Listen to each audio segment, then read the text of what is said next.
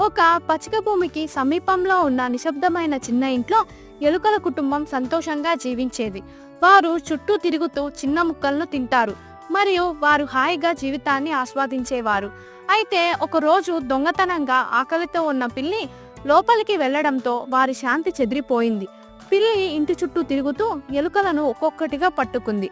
ఎలుకలు భయపడిపోయాయి.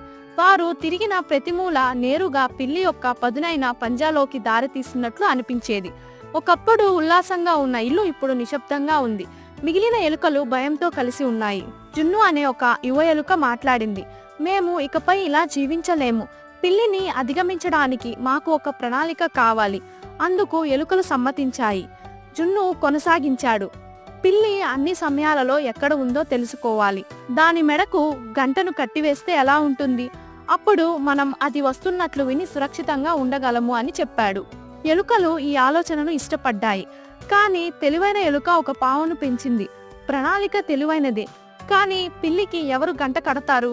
ఎలుకలు మౌనం వహించాయి. ప్రమాదకరమైన ప్రెడేటర్కు దగ్గరవుతున్నామని వారంతా భయపడ్డారు.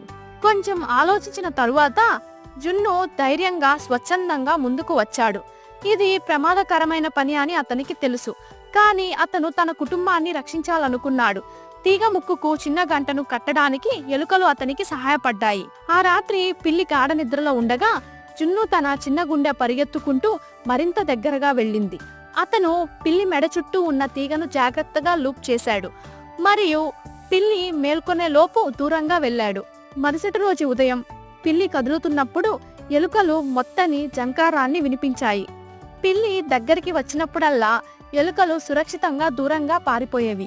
పిల్లి గందరగోళం మరియు నిరాశ. ఇకపై ఏ ఎలుకను పట్టుకోలేకపోయేది. అది ఇకపై ఎవ్వరిని వేటాడదని గ్రహించిన పిల్లి చివరికి సులభంగా ఎరను కనుగొనడానికి ఇంటిని విడిచిపెట్టింది. ఎలుకలు తమ నూతన స్వాతంత్ర్యాన్ని సంబరాలు చేసుకున్నాయి. వారు పిల్లిని అధిగమించారు మరియు మరోసారి సంతోషంగా జీవించగలిగారు.